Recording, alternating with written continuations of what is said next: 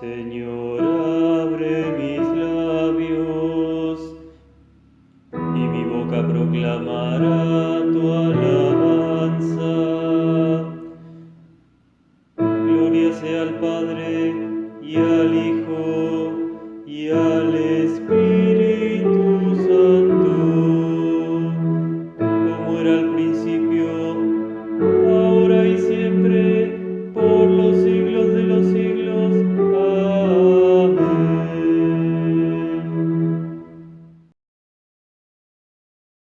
Aleluya, aleluya, aleluya.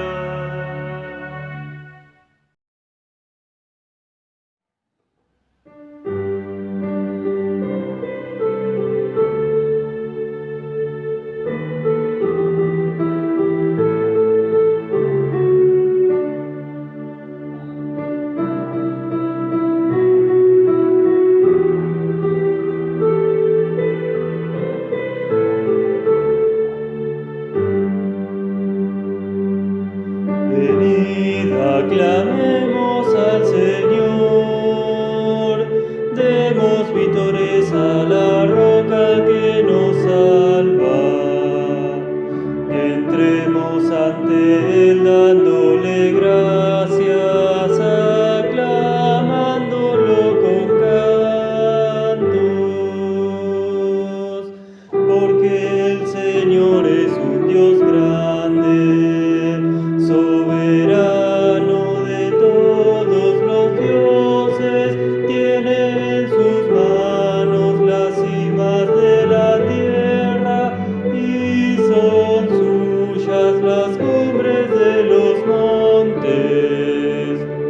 Venid, aclamemos al Señor, demos vítores a la roca que nos salva. Entremos ante Él dándole gracias, aclamándolo con cantos. Suyo es el mar porque Él lo hizo, la tierra firme que sus manos modelaron. Entremos y postrémonos por tierra, bendiciendo al Señor nuestro Creador. Venid, aclamemos al Señor, demos vítores a la roca que nos salva.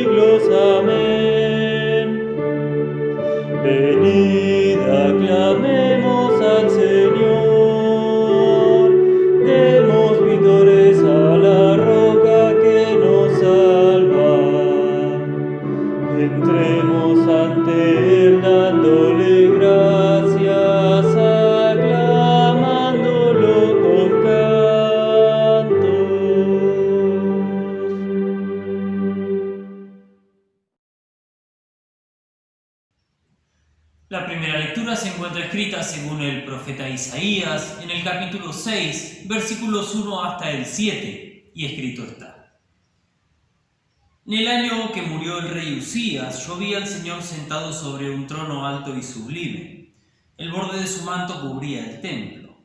2 serafines permanecían por encima de él y cada uno de ellos tenía 6 alas.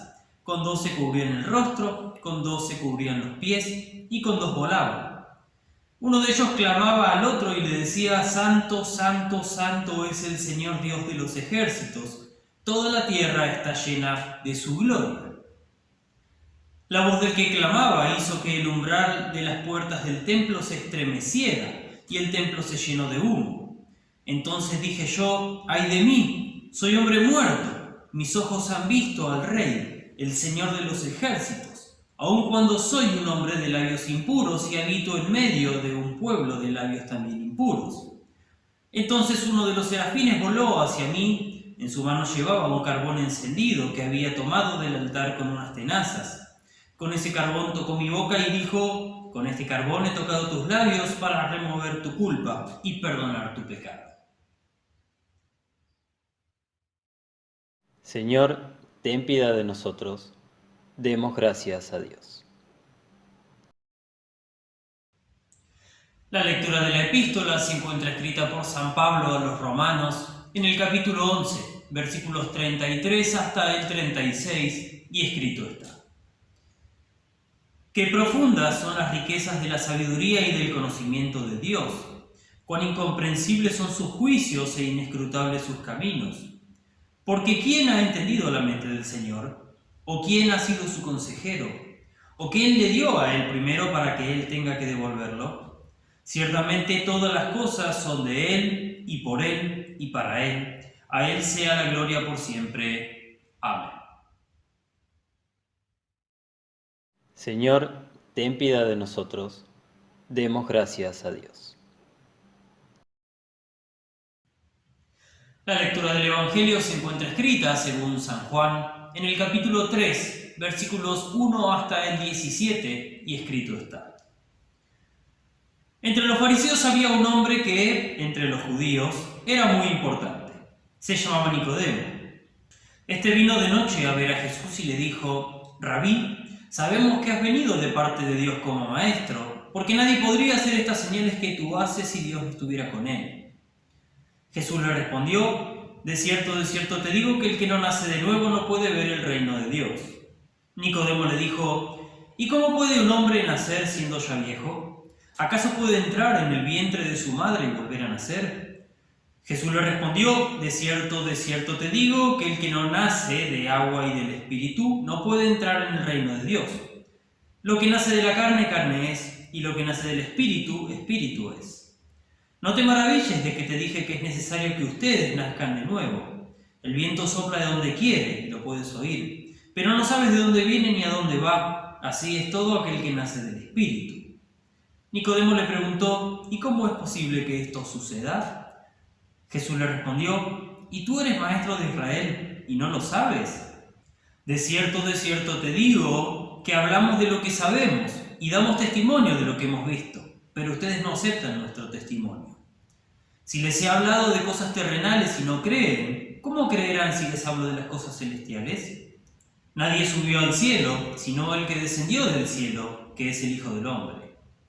Y así como Moisés levantó la serpiente en el desierto, así también es necesario que el Hijo del Hombre sea levantado, para que todo aquel que en él cree no se pierda, sino que tenga vida eterna. Porque de tal manera amó Dios al mundo que ha dado a su Hijo unigénito, para que todo aquel que en él cree no se pierda, sino que tenga vida eterna. Porque Dios no envió a su Hijo al mundo para condenar al mundo, sino para que el mundo sea salvo por él.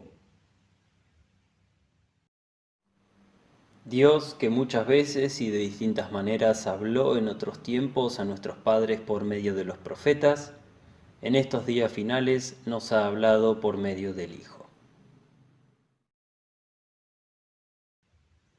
Gracia y paz de nuestro Señor Jesucristo sean con ustedes ahora y siempre. Amén.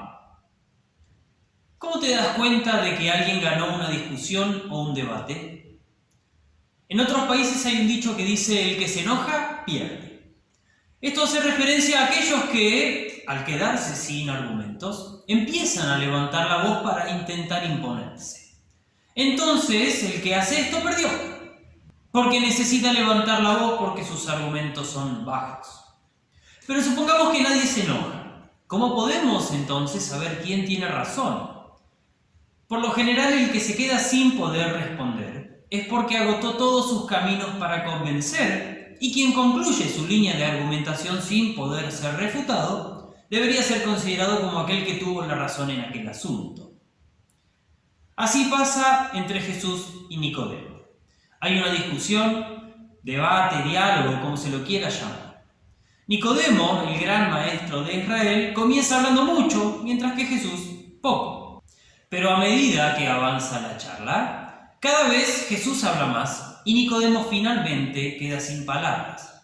Porque el tema del que están hablando, la salvación obrada por la Santísima Trinidad, no se comprende por medio de razón o sabiduría, sino que es revelado desde arriba, por la propia Trinidad. La doctrina de la Santísima Trinidad fue la primera en ser discutida en los primeros siglos de cristianismo. Los credos, por ejemplo, surgen para afirmar la clara enseñanza de la Escritura sobre este asunto, contra las herejías que rechazaban esta doctrina fundamental para la fe.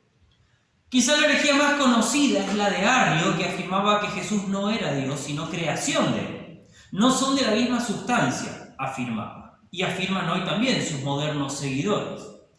El Espíritu Santo, por consiguiente, tampoco era Dios, sino que era su poder, su potencia, la forma de actuar de Dios. Esa es la más conocida, pero no la única. Otra, llamada modalismo, afirma que Dios es uno solo y que se manifestó en tres formas distintas según la etapa de la historia. Dios Padre creó y se manifestó en el Antiguo Testamento. Después se manifestó en Jesús y su obra, y desde la ascensión hasta hoy se manifiesta el Espíritu. Si a alguien le parece aceptable este planteo, lea Génesis capítulos 1 a 3 y se va a dar cuenta que la Trinidad estuvo presente desde antes de la creación y que en la creación toda la Trinidad actúa y se la nombra completa. El Padre, que es nombrado como Dios, es el que da las órdenes, la palabra, que es Cristo, por medio de quien todo es creado, y el Espíritu de Dios, que se movía sobre las aguas, a través de quien el hombre y todos los vivientes recibieron la vida. Otros afirmaban que no era un Dios, sino tres dioses de tres sustancias distintas. Conviven juntos, actúan juntos, hacen la misma obra que la Trinidad, pero no son una Trinidad, sino una sociedad de tres dioses. También es esto insustentable desde la Escritura. Solo hace falta pensar en la afirmación de Jesús en Juan: el Padre y yo, uno somos. Y se sabe claramente que no son dos dioses aparte.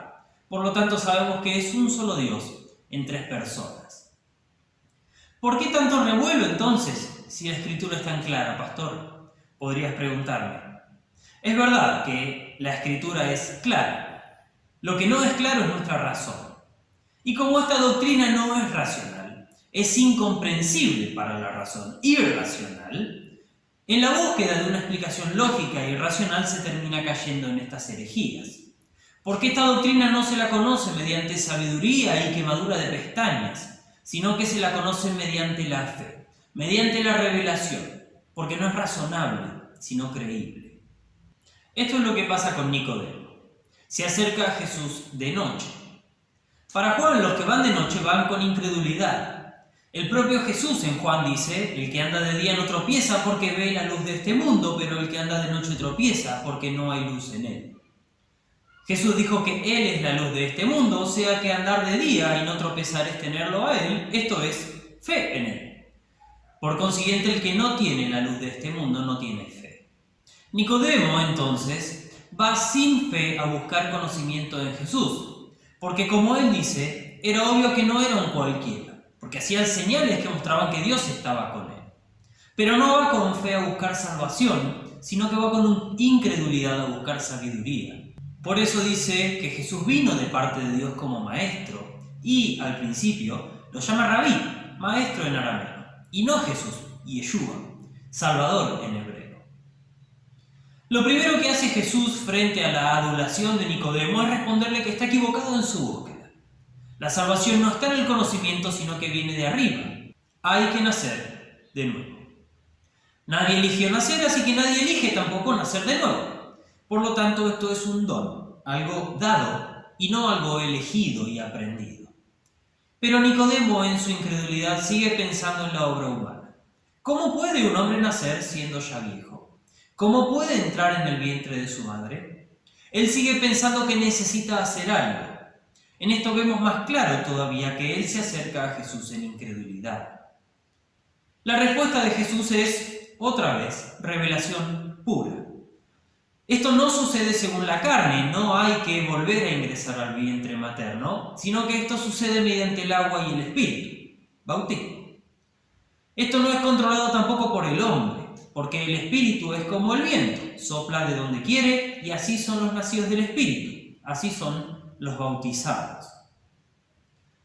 Ante esta revelación, toda la sabiduría del maestro de Israel quedó reducida a la nada misma. ¿Cómo es posible que esto suceda?, preguntó. Jesús se sorprende, entre comillas, y le dice: ¿sos el maestro de Israel y no lo sabés? Y le muestra que el camino no es ascendente, que la religión no es llegar hasta Dios, sino que es Dios llegando a nosotros. Pero ellos no creían, no recibían este testimonio. Les hablaba cosas de la tierra y no le creían, menos le iban a creer cosas como estas, las cosas celestiales. Ahora Jesús le termina revelando los movimientos inversos que hace Dios para salvarnos, cuando los movimientos humanos traen perdición. Era necesario que el Hijo del Hombre, Jesús, sea levantado como Moisés levantó la serpiente en el desierto. Esa serpiente que levantó Moisés, la de bronce, revertía la muerte inminente, dando vida a quien la mirase, al ser mordido por las serpientes venenosas que le habían venido al pueblo como castigo por su desconfianza. Ahora Cristo, al ser levantado como la serpiente, era la reversión de la otra serpiente que había trepado a un árbol para traer la muerte y el pecado al mundo. Creyendo la mentira de la serpiente antigua, vino maldición y muerte. Dios había dicho: el día que comas de él ciertamente perecerás. Ahora dice que todo el que cree en esta nueva serpiente levantada no se pierde, que la traducción en griego justamente es no perece. La historia se revierte, pero esta reversión no es obra de un Dios que actuó de tres formas distintas a lo largo de la historia. Tampoco es obra de tres dioses. Tampoco es obra de una o dos personas de la Trinidad, sino que esta reversión, la salvación del mundo, es la obra completa de la Santísima Trinidad: creación, redención y santificación. El Padre envía al Hijo para que muera por el mundo y el que crea en él no muera, sino que viva eternamente. Para creer en él, Padre e Hijo envían al Espíritu Santo que obra la fe en el nuevo nacimiento del bautismo a través del agua. Parece una historia ficticia e increíble. Y lo es increíble. Para nuestra razón esto no puede ser real, por lo tanto no es creíble. Pero esta historia es real y es creíble por la revelación trinitaria que viene desde arriba.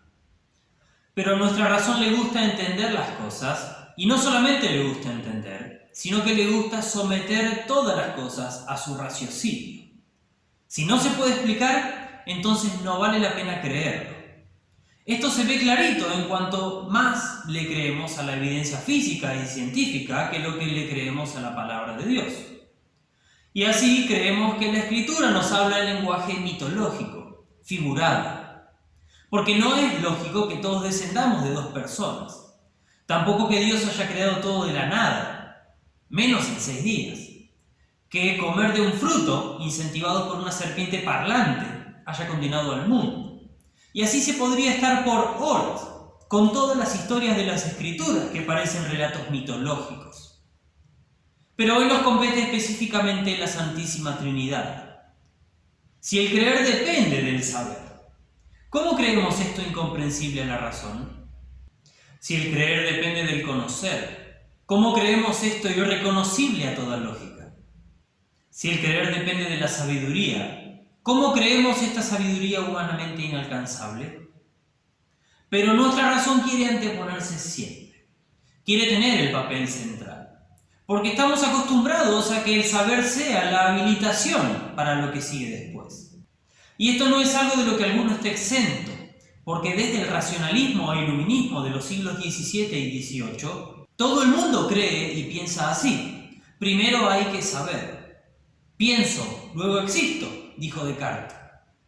Esto es porque naturalmente ponemos a la razón por sobre Dios y las Escrituras, pecando así contra el primer mandamiento, confiando más en la razón que en Dios, y también contra el tercer mandamiento, teniendo la razón como más santa y pura que la propia palabra de Dios. Por ser seres que anteponen la razón a la revelación, necesitamos arrepentirnos para que nuestra fe y salvación solo dependa de la revelación de la Santísima Trinidad. Esto es exactamente lo que el Padre hace al enviar a su Hijo al mundo. No lo envía a condenarlo, sino para que sea salvo por medio de él, para revertir la historia, no solamente de derrota en manos de la serpiente y el pecado, sino también la historia de nuestra sujeción a una razón sometida a la esclavitud del diablo y el pecado. Por eso Él se encarnó, se hizo de carne y hueso como nosotros, cargó con los pecados del mundo, murió en la cruz, resucitó de los muertos al tercer día y ascendió a los cielos. Todo eso lo hizo para sujetar a Él todas las cosas, para ser Señor por sobre todas las cosas. Esto es lo mismo que confesamos en el credo y que Lutero explica diciendo que Jesucristo, verdadero Dios y verdadero hombre, es mi Señor, mi dueño. ¿Por qué? Porque me redimió, me compró de la esclavitud del diablo, el pecado y la muerte. No con oro o plata, sino con su santa y preciosa sangre y con su inocente pasión y muerte. ¿Para qué? Para que sea suyo y viva bajo él en su reino. Fue levantado en el mástil de la cruz, como había sido levantada la serpiente en el desierto, para que así como por una serpiente en un árbol todo el mundo quedó bajo la maldición del pecado y la muerte, ahora esta nueva serpiente en el árbol de la vida, que es la cruz, sea no solo nuestra vida eterna, sino también la condenación y derrota de la otra serpiente. Y la Santísima Trinidad misma somete a esta obra nuestra razón. Porque nos es imposible creer. La obra trinitaria es increíble para nosotros, pero el Espíritu Santo nos hace creer a través de la fe que obra cuando nos llama e ilumina por medio de la predicación del Evangelio y la administración de los sacramentos. Esto sucedió cuando en el bautismo nacimos del agua y del Espíritu. Fuimos hechos hijos de Dios por la obra del Espíritu Santo y se nos entregó la fe que nos hace creer en el Hijo unigénito, para que creyendo no nos perdamos, sino que tengamos vida eterna. En esta vida cristiana a la que fuimos introducidos, muchas veces nuestra fe va a ser probada, pero confiamos en aquel que ha sometido nuestra razón a su obra. La razón no es algo malo en sí. Si lo vemos desde el credo, Dios mismo nos creó con la razón y los sentidos. Pero la razón debe estar sometida a la Escritura y no al revés. La razón es un regalo que Dios nos ha dado para que podamos entender, progresar, aprender, desarrollar. No somos unos robots programados sin libertad a quienes Dios creó para satisfacer su ego. Dios nos amó y nos regaló un cuerpo y una vida racional. Pero todo tiene que estar en su correcto uso y lugar.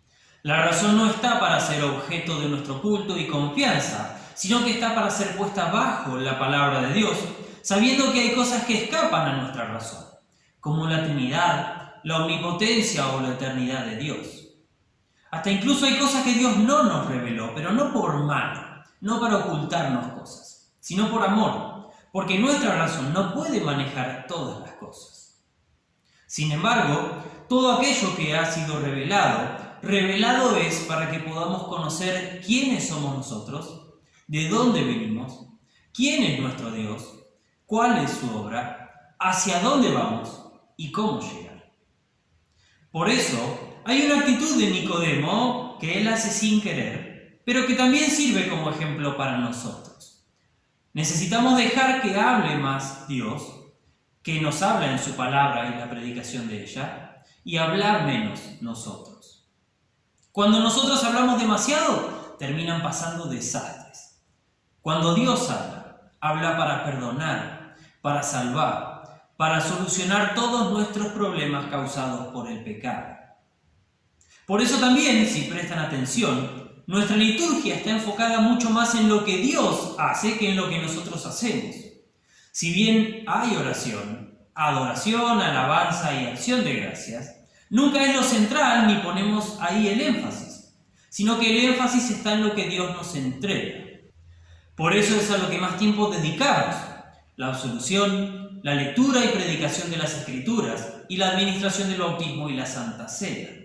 Por eso también nos llamamos servicio divino, Gottesdienst, porque Dios viene a servirnos, entregando todo aquello que Cristo ganó por nosotros en la cruz. A la bendita Trinidad, por cuya obra somos salvos y tenemos vida eterna, Padre, Hijo y Espíritu Santo, sea la gloria por los siglos de los siglos. Amén. Y la paz de Dios, que sobrepasa todo entendimiento, guarde sus corazones y mentes en Cristo Jesús. Amén.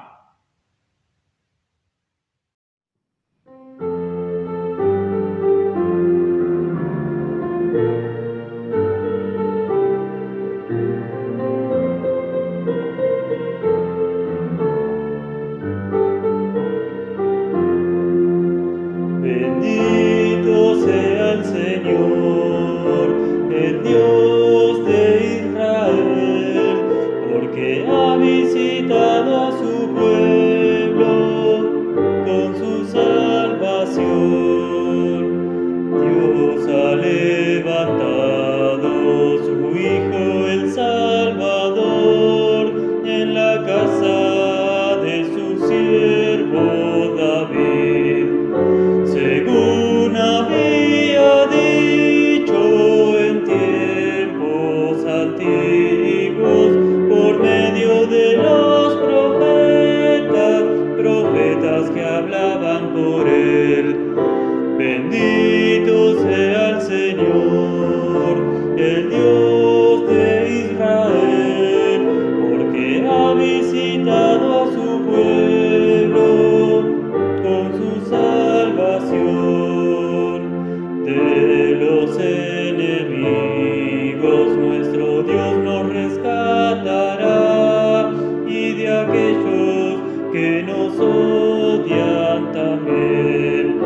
Recordará su alianza y sus juramentos, será fiel a sus promesas que le hizo Abraham. Bendito sea el Señor, el Dios de Israel, porque ha visitado a su pueblo con su salvación. Dios va a concedernos que libres y sin temor y arrancados de los que hacen mal, unidos en su reino, le estemos sirviendo con santidad y justicia por siglos y siglos sin fin. Bendito sea el Señor, el Dios de Israel, porque ha visitado a su pueblo con su salvación. A ti, niño, te llamarán profeta del Señor, porque preparará sus caminos, pregonando la paz y el perdón.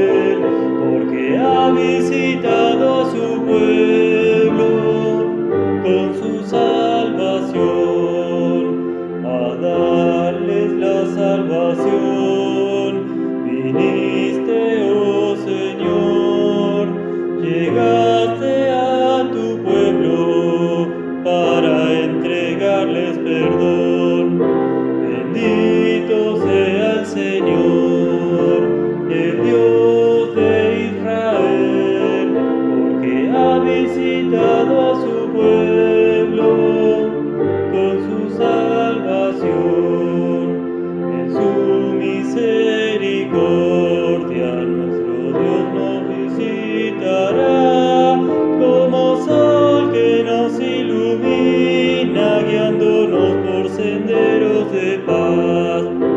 Bendito sea el Señor, el Dios de Israel, porque ha visitado a su pueblo con su salvación. Gloria al Padre eterno, gloria a Dios Hijo Jesús, gloria al Espíritu Santo por los siglos y siglos sin fin. Bendito sea el Señor, el Dios de Israel, porque ha visitado a su pueblo con su salvación.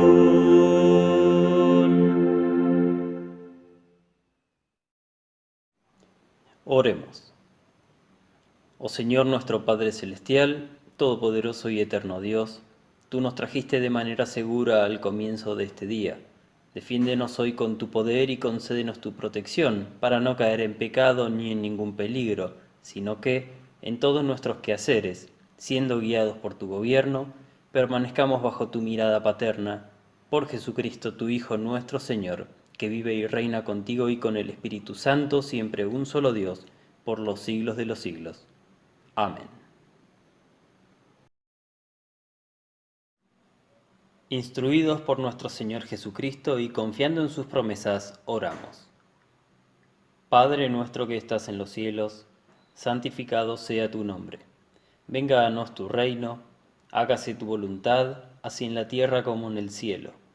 El pan nuestro de cada día, dánoslo hoy, y perdónanos nuestras deudas, así como nosotros perdonamos a nuestros deudores.